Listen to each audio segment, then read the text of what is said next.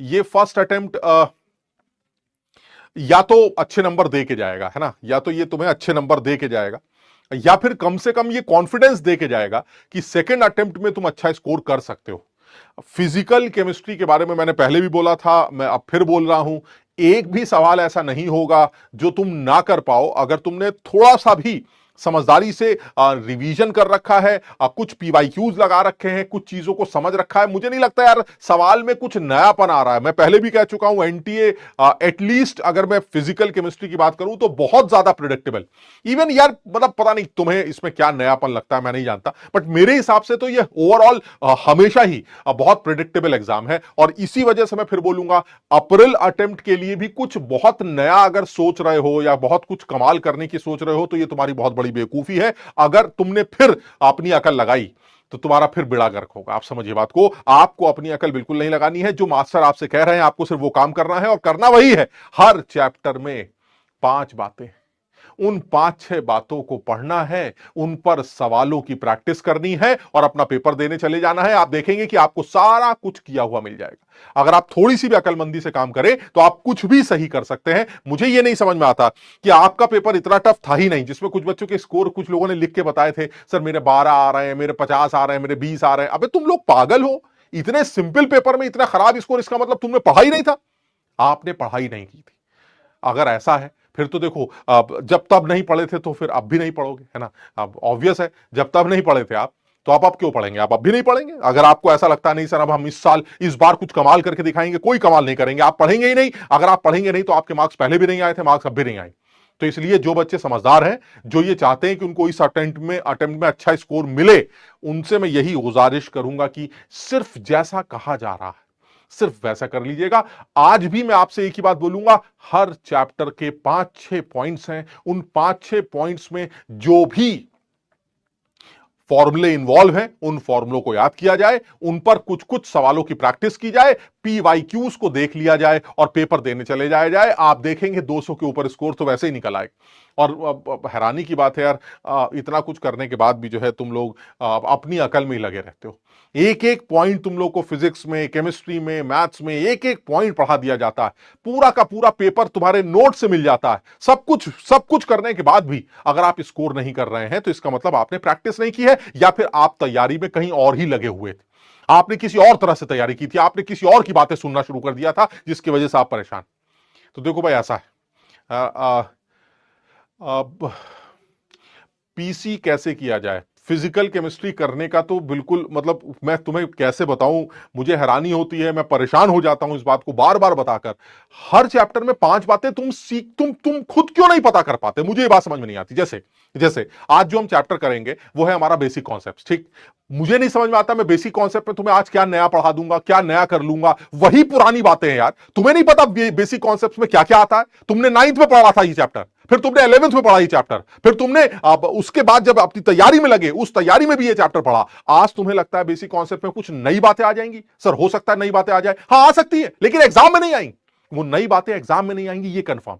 अगर आपको इतनी सी बात समझ में आ जाए तो आप देखेंगे कि आपसे कुछ गलती नहीं होगी। देखो एक दो सवाल तो वो नए बना सकता है, एक दो सवाल वो गंदे बना सकता है। अब गंदों का मतलब कैलकुलेशन वाले नहीं, क्योंकि मैंने देखा है बेसिक कॉन्सेप्ट्स वाले चैप्टर में अब उसने कैलकुलेशन ज्यादा देनी स्टार्ट कर दी है। तो ठीक है सर, कैलकुलेशन से डर थोड़ी ना लगता है सर, गुणा भाग करना हमें आता है, वो हमें डर नहीं लगता। हमें सवाल समझ में आएगा कि नहीं। अरे यार तुम अब भी नहीं समझ पाते हो, मोल दे रखे हैं, वॉल वेट निकालो, वेट दे रखा है, मोल निकालो, लिमिटिंग रेजेंट निकालो, प्रोडक्ट की एनालिसिस करो, क्या नया आता है मुझे समझ में नहीं आता। तो मुझे हमेशा इस बात का हमेशा अफसोस रहेगा कि मैंने उन तमाम लोगों पर इतना वक्त जाया किया, इतना ज्यादा उनको समझाने की कोशिश की, लेकिन फिर भी वो समझ नहीं पाए। मुझे इस बात का बेहद अफसोस है ना। और ये अफसोस उन बच्चों को भी होना चाहिए कि वाकई में अब जैसे आज जो मैं तुम्हें दिखा रहा हूं, है ना, मैं कुछ सवाल ऐसे लेके आया हूं जो आपके इसी जनवरी अटेम्प्ट में आए थे। ज्यादातर सवाल ऐसे हैं जो इसी जनवरी अटेम्प्ट में पूछे गए थे। मैं तुम्हें दिखाना चाह रहा हूं कि यार, और वो सारे जितने भी सवाल जनवरी अटेम्प्ट में आए थे वो सारे मैं लेके आया हूं। मैं तुम्हें यह बताना चाह रहा हूं कि तुमको यह बताओ, यह बताया गया था कि नहीं कि ये 5 कैटेगरीज हैं या ये 6 कैटेगरीज हैं जिस पर सवाल बनते हैं। मैं फिर से तुमको यह बोलना चाह रहा हूं कि आप इस चैप्टर के बारे में अगर बात करें तो ये मैं अपने हिसाब से ये 6 बातें लिख के लाया हूं। आपको अगर इस चैप्टर को रिवाइज करना है आप अपने हिसाब से कर लीजिएगा, जैसे करना है जहां से करना है वहां से कर लीजिएगा, लेकिन ये 6 पॉइंट्स पढ़ के चले जाइएगा। आपके अप्रैल अटेम्प्ट में आने वाला सवाल आप सॉल्व कर लेंगे, बात खत्म। बाकी मर्जी आपकी है, जीवन आपका है, आपको अपनी अकल लगानी है, आप अपनी अकल लगाइए। कुछ अच्छा करना चाहते हैं, कुछ नया करना चाहते हैं, नया करिए, खूब रिसर्च करिए, खूब कमाल करिए, जैसा आपका दिल करे करिए। लेकिन नंबर सिर्फ तभी आएंगे जब इन 6 टॉपिक्स पर कम से कम 5-5, 6-6, 8-8 सवाल आप लगा के चले जाएं। आप देखेंगे मेंस लेवल पर जो अप्रैल अटेम्प्ट में सवाल आएंगे वो आपके किए हुए आएंगे, उसमें कुछ नया नहीं आएगा, कुछ भी नया नहीं आएगा। समझ में आ रहा है?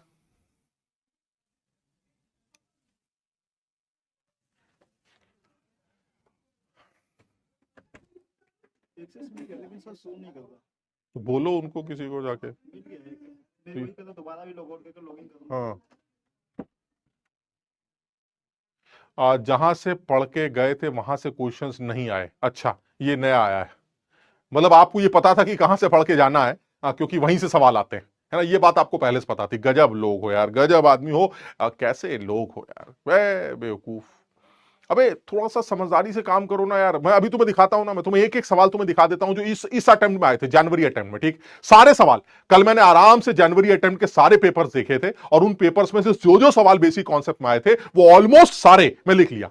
मैं सॉल्व नहीं करवाऊंगा, मैं आज सॉल्व भी नहीं करूंगा उनमें से सारे, लेकिन सिर्फ तुम्हें ये बताऊंगा कि क्या यार तुम ये नहीं देख पाए, ये सवाल तुम्हारे मतलब का नहीं था क्या? तुमने ये टॉपिक पढ़ा था क्या? वो उन 6 टॉपिक्स में आता है? अगर वो उन 6 टॉपिक्स में आता है तो तुम्हें कर लेना चाहिए था, बात खत्म। मैंने ये 6 टॉपिक्स पहले लिखे, उसके बाद जनवरी अटेम्प्ट में आने वाले सारे सवाल इकट्ठे किए और उनमें से उठा के इन टॉपिक के अंदर डाल दिए। एक भी सवाल ऐसा नहीं था जो इन टॉपिक के बाहर था। हद हो गई यार, आपको इतनी बात नहीं है। आपको क्या ये बात पता नहीं है, ये चीज क्या आपके टीचर्स ने आपको बताई नहीं थी कि भाई साहब सिंपल सैंपल एनालिसिस पर सवाल बनते हैं, सैंपल की एनालिसिस पर सवाल बनते हैं। हमारे कितने वेट है, हमारे कितने मोल है, हमारा एसटीपी पर वॉल्यूम क्या है, हमारे कितने नंबर ऑफ पार्टिकल्स हैं, क्या ये चीजें तुमने पढ़ी नहीं थी? किस सैंपल में मोल ज्यादा है, किस सैंपल के पार्टिकल ज्यादा है, किस सैंपल का एसटीपी पर वॉल्यूम ज्यादा है, वो वाई मैप अगर तुम्हें याद हो, क्या ये कहानी तुम्हें सुनाई नहीं गई थी?